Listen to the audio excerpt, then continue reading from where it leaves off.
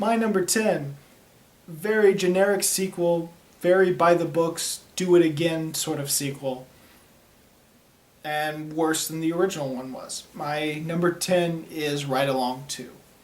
Do I really need to go in depth why I don't like this movie?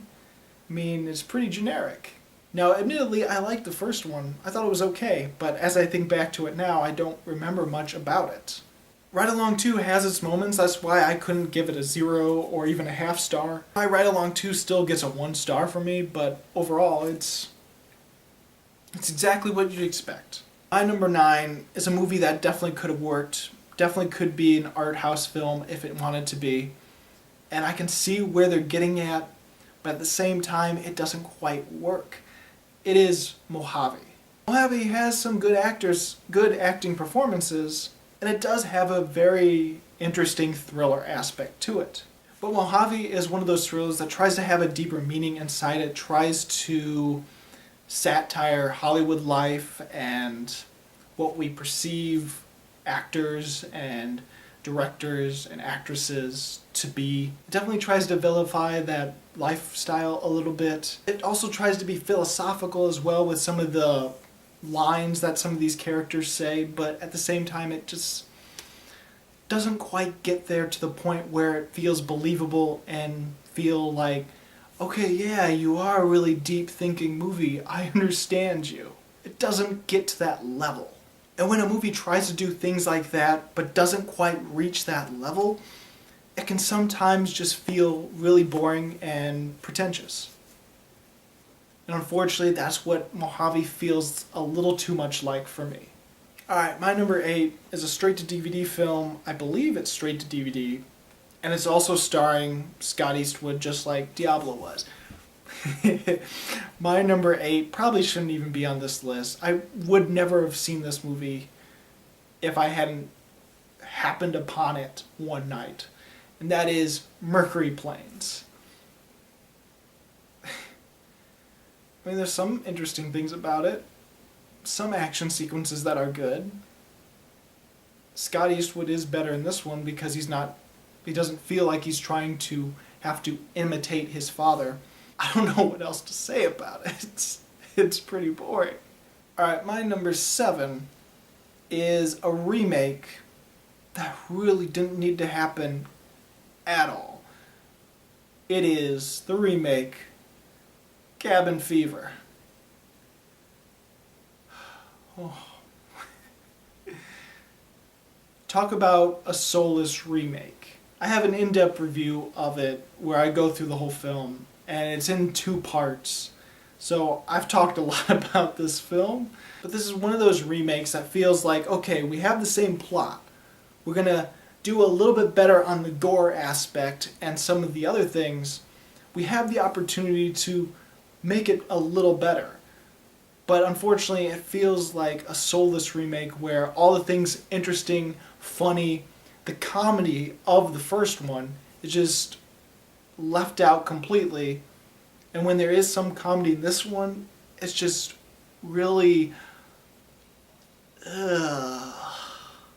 My number 6 is one of those films I can't believe isn't in my top 5 worst films of 2016 so far, but it's really close. It's a sequel to a really beloved 90s movie, Kindergarten Cop 2. It's Kindergarten Cop 2. What can I say that doesn't make this automatically seem like a terrible idea? Similar to Cabin Fever, it does feel a little bit like a remake at times. Well, Cabin Fever is a remake. But similar to that, Kindergarten Cop 2 feels like a remake at many times in the movie, to the point where they reused aspects and different side plots from the first one. The kids, sometimes cute, but ultimately aren't as memorable as the kids from Kindergarten Cop, and really, I don't remember any of the names of the kids in Kindergarten Cop 2. There are some good things in Kindergarten Cop 2 enough to keep it from being a half star for me and to keep it in the 1 star, but overall, it's really it's really bad, and I wasn't expecting much from it. So, all right, with my worst 5 films of 2016 so far, we're now into the movies that got lower than 1 star. And I only got 5 of them so far. My number 5, which I predicted would stay in my top 5 worst films of 2016, is barely hanging in there. I'm gonna be shocked when this movie gets bumped out of my top 5, because I have a feeling eventually I'm gonna see something worse than it, judging from how this year has gone so far. My number 5 is Dirty Grandpa. There was only 1 scene in the entire film that I laughed, and the only thing that's keeping it at the half star rather than a 0 is not only that funny scene, but the fact that Robert De Niro and Zac Efron are good in these roles and have great chemistry. They're the only saving grace of the film. Because all the side characters that are supposed to be funny are dumb, unentertaining, and just really, really awful. Like, really bad people. To the point where, even though it's supposed to be funny, it just makes me hate their guts. It's the side characters that really annoyed me to the point of hating this film. Like, that's how annoying they were. It's almost all their fault. That and the jokes mainly seem to be not funny jokes, not jokes that are trying to be, okay, we're going to say something smart, say something dirty, or say something that is going to be really funny. No, it seemed like, let's just think of the most random dirty things we can think of and have it come out of Robert De Niro's mouth, and that will be the funny thing. Like, it's not banking off the jokes or the things that are said, it's banking off the fact that Robert De Niro is going to say them, and that's what's funny. This movie felt more like an embarrassment more than anything else. The 4th worst film of 2016 so far for me is a movie that I was entertained with, but just because of how bad, how outlandish, how crazy the movie was. It is God's Not Dead 2. I had to hold in my laughter several times throughout this movie. And it's not during the moments where it's supposed to be funny, because clearly there are moments where it's supposed to be funny and supposed to make you laugh. Those were embarrassingly cringeworthy. Now, I was having trouble keeping my laughter in because of the outlandish, ridiculous craziness, over-the-topness of this movie, to the point where this feels like an alternate reality version of what it's really like. That it makes me hard to believe that anyone could take it seriously and say, yeah, that's what's really happening in America. This movie tries to make it seem like atheism and other religions other than Christianity are the majority of believers in America, of the majority people. They're the majority and Christians are the minority.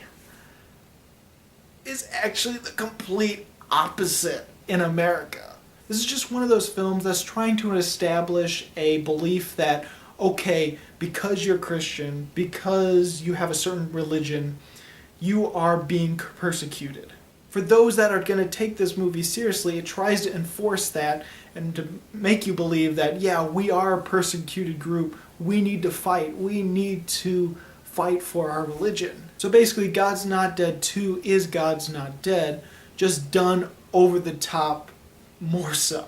But I absolutely hate the first God's Not Dead, to the point of irritation, anger. It made me in a terrible mood when I watched the ending of the film. God's Not Dead 2 made me happy because of how funny and outlandish the movie is. It didn't make me have this really negative, terrible, oh, I hate this film. Instead, I kind of enjoyed it, but maybe it's because I couldn't take it seriously, and because the first film had a situation where, yes, outlandish as it is, is still in the realm of possibility, to the point where I can understand some people might believe it and might think, yeah, this could really happen. And I think that's why I hate God's Not Dead more than God's Not Dead 2, because God's Not Dead 2, I just can't take seriously whatsoever. Okay, my remaining 3 worst films of 2016 so far are all 0-star movies. These are movies I couldn't find anything good about them whatsoever. My number 3 could be some people's number 1, and that is Norm of the North. Yeah, that animated film where Rob Schneider is a polar bear who talks to humans, goes to New York City to stop condos from being built in Antarctica. Or the Arctic. They just said the Arctic, so I think it's Antarctica. Unless it's the North Pole.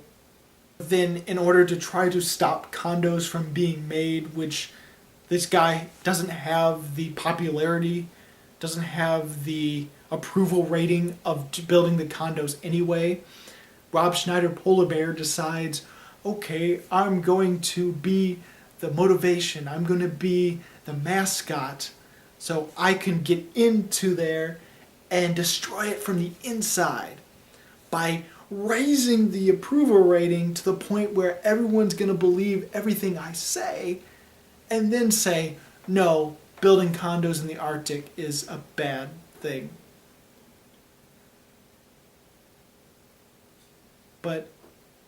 And so basically, if Norm of the North never even went to New York City, there would be no problem.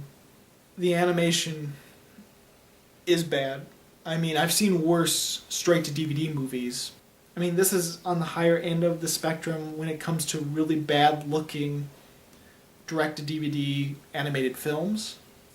But when you think about it, and the fact that this movie did come out in theaters, then you look at it and you think, wow, this is the worst animation I've seen in theaters.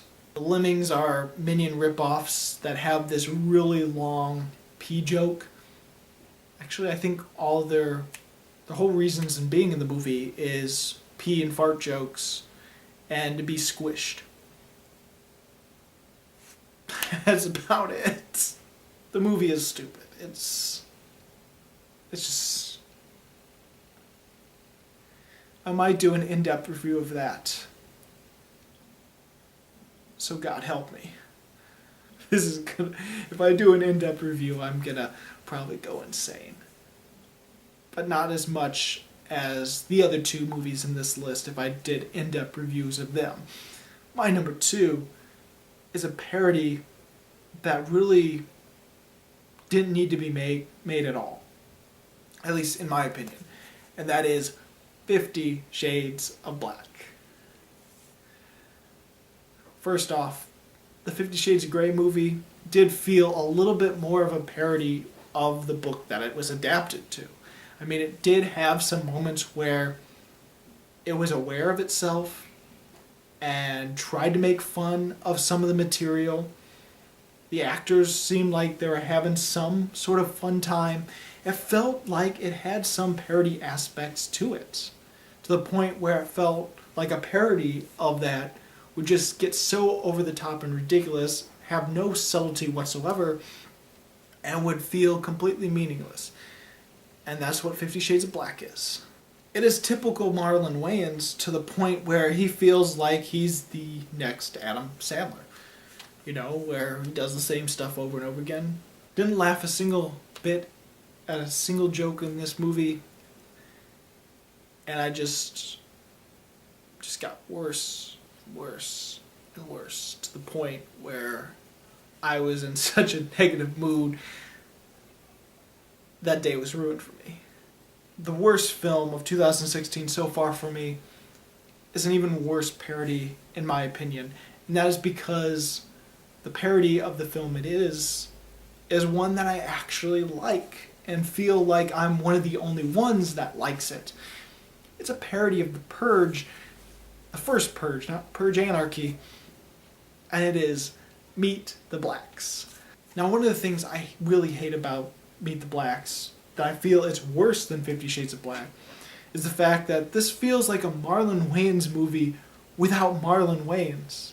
Like it has all the same things you'd expect from Marlon Wayans' parody of the late, like the haunted house, like a haunted house, and like 50 Shades of Black, but without Marlon Wayans, and with Mike Epps trying to be Marlon Wayans at times.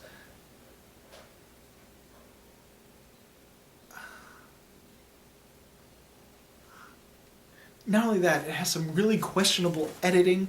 There are points in this movie where I just heard random animal noises. Just completely random animal noises. Were they filming at a zoo or something? And when everyone is in the house trying to kill each other, it gets to a point where it keeps showing this scene over and over again with this one guy and other people, to the point where it feels like, okay, this was an overly long scene, but we want to cut it up and just randomly place it in this whole section of the movie. And instead of making it look like there's a passage of time or cutting back to a person so you know, okay, they're still in the house, it just makes it look like that person has stayed in the same room the entire time. It's hard to explain, but maybe I'll do an in-depth of that one too. So yeah, so far, those are my worst films of 2016 that I've seen from January to June. And of course, there are plenty of movies that I haven't seen this year yet that probably would make this list.